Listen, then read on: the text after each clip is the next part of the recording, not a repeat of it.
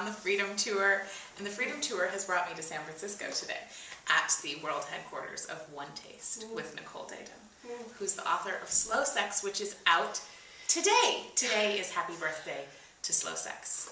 Ooh, that's good. Isn't that good? I'm telling you, it's good to do it with that baby. So I have to out myself right now and just say, just in case, I don't know if my dad opens up all his emails from my email list, but he told me he's on my blog list, and I'm scared to talk about sex in front of my dad.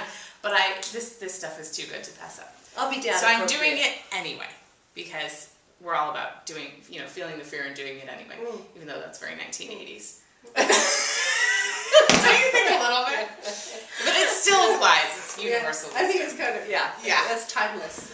So this is usually the last question that I ask, but I'm going to ask it as the first question, which is, what are you afraid of right now in your life that you're doing anyway? Oh my God. Pretty much everything I'm doing.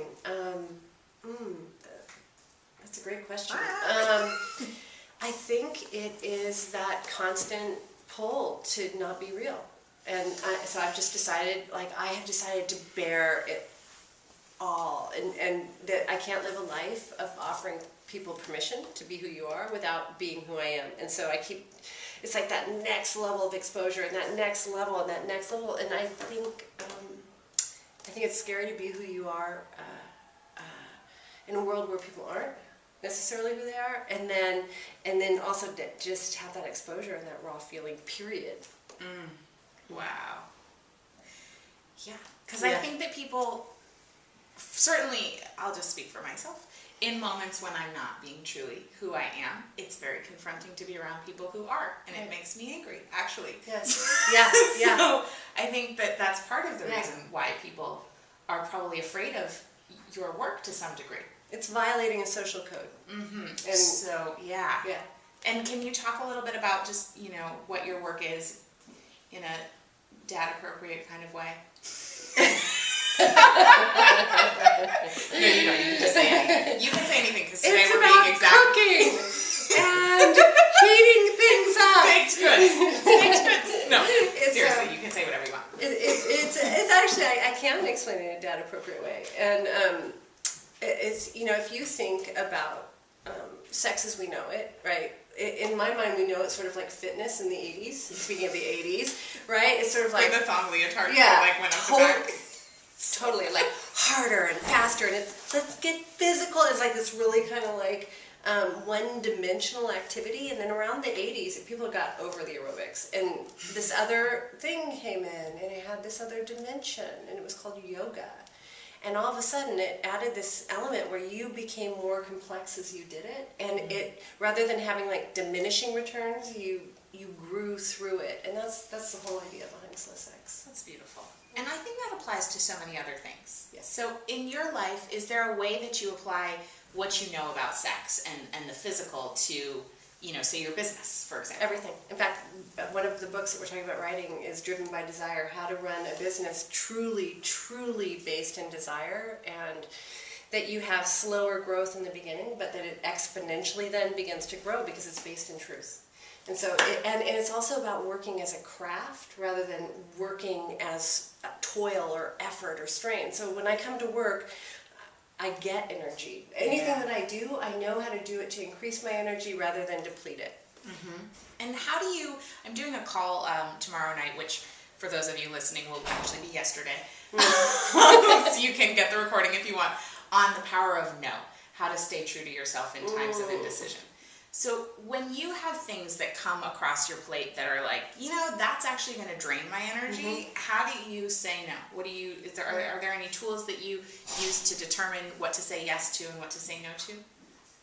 I have one tool, and that really for me has been what I've honed through slow sex and through the practice is I have this one tool. It's this internal compass, and as it gets more and more refined, yes and no are clearer. And I've just learned the thing that I've learned is I don't apologize as I say no, and then when I don't apologize as I say no, everyone around me is relieved. It's actually a way to have everybody feel relief and feel better. So it's just like a straight no. Yeah. No. Great. That's very clean. It is. As a woman, it took me many years to learn how generous it is to say no. Yeah. That's something I'm just learning, which is why I asked you the question. So you've got coming up, you did a Turned On Women's Weekend recently, which I heard was a huge success. It's amazing. Yeah. What was so great about it? I think it was, it was, so pretty much the idea of a turned on woman is a woman who's always perceived herself as being too much. That's sort of like the telltale sign, you know, and it's like, it's that way, and to watch these women who've all perceived themselves as being too much, and all of the strategies we have to keep ourselves kind of contained and looking like we're small, and then to watch them begin layer by layer by layer by layer to take all of that off, and then to just see them enormous in a room, and that there was room enough for all of us to be big. It was amazing. That's huge. Yeah. Well, no pun intended. Because that is one of the big fears. Like, if I take up the amount of space that I know I'm capable of taking up, like, it's gonna squish somebody else into the corner. Right. So that's inspiring to know that you had a whole room of women turned on, and it was just plenty of space. I think there's kind of a natural way that it works out. It's like one woman would be huge and beautiful right around the time the other women just felt like kind of resting a little bit, and then another woman would pop up right as that woman was going down, and so it was really natural and organic the way that it happened. Like, you know, there's this language, gumbo yaya. It's in New Orleans, and the idea is it's a language that's considered actually a woman's language, and it's multidimensional, and it's where it's like, and they say it's like jazz. That's the description that I love. And so women or people are talking and receiving at the same time. It's an African American dialect, and so they're talking and receiving at the same time, and we're actually capable of doing this, but we have this sort of linear broadcast English where only you can speak. And I will wait. Yeah. Yeah. And so to watch people rise up concurrently is a really beautiful thing. Yeah. Wow. So you did that for women, and then the work that you do is actually a practice for men and women. Right. So what do you have for people to come to as a couple? We have the couples retreat. It's in July, and we also have the Mindful Man for men, but the couples retreat is really a sweet way to begin to sink in, and we do it at this beautiful hotel, and so we'll talk about the information, and then couples can go do exploration, and then they come back and digest, and it's just a really sweet weekend. It's like, instead of, you know, figuring out which show you're going to see, it's taking the time to see each other, to see your partner. Yeah, and it turns out that that's infinite. Yeah, it turns out that's the most interesting show you could ever watch. Yeah. And I had the pleasure of attending this weekend over my birthday weekend in March, and one of the things that I got out of it, which I think I said to you at the time, was it was the first time in my life in relationship that I realized that there was a potential that I wouldn't outgrow a relationship and get bored. Quite frankly, that's always been my biggest fear. Yeah. I think that's a turned on woman's fear. Yeah. It's like, you're so huge, it's like, I'm going to engulf any man. Look, it's so boring. Until you learn, like, there are ways to play where it keeps growing. Yeah. So that was amazing. So that's in July. So check that out at onetaste.com. Onetaste.com. Onetaste.us. Oh, onetaste.us. Thank you for that. I'll clarify in the credits. Great. And then tell me about your book. It's right over here. This is the book. It was 10 years in the making. Who's the model? I don't know. You know, I mean, book publishers. It's funny. My friend said, "Is that you?" She's and it was so like, gorgeous. no, it could be. But fabulous legs, just like you. So it was. It's 10 years of really intensive research, and research both as a practitioner and as somebody who stands in the front of a room and shares the information with people. So I, just kept distilling it down to what works and what doesn't work, and then I started working with Kelly Nataris, and she brought the mastery and the writing, and I brought the concepts, and then together something beautiful came about. And who would that book be perfect for? Wow, that's a good question. I think anyone who's had that.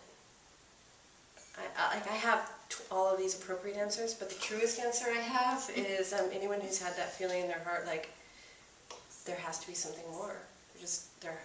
like, there has to be, I can feel that there is, but I don't know what it is, and I've tried all of these things, and they haven't worked, and that's who I was. And then I discovered this practice, and I finally hit that place where I was like, oh, this is the more. This is it. It's beautiful. So, for those of you who follow my work, I talk a lot about financial freedom and wealth, actually, and wealth to me means freedom. And so, it's about the second chakra of the body, which is money, sex, and power. So I'm so happy to have had you here on the show to talk about the sex part, because I'm always out there yapping about the money part. Yeah, and I live in the same place in the body, so it's pretty exciting to cover all your bases. And when you go deeper into one, you get more of the other, which is really exciting as well. They're all interconnected. Yeah, and because they're all in the underbelly. They're all in that taboo section where there are things that move us that we don't talk about. Right. Well, right? Like most people don't talk about money well. It's like money. You're not supposed to. Yeah. Yeah, it occurred to me, I was with a girlfriend the other day and I wanted to ask her some question about money, and I was like, don't ask that, that's rude. Right. And I didn't. Right. I'm sad I didn't, because I tell people to talk more about money, which I talk about it all the time. But in that situation, I could feel that, like, giant universal sphincter, like, don't say that. Yeah. So, sex is the same thing. Yeah, it's which like is the why I had to whisper start chakra. off with, like, I'm scared to do this particular interview. So It's I'm the really same glad thing. I did it anyway. Me too. And show your book one more Oh, time, yeah. just to remind people. Slow Sexy Art and Craft Beautiful. of Female Orgasm. So exciting. So get the book, find out about it at onetaste.us, and thank you so much for coming on.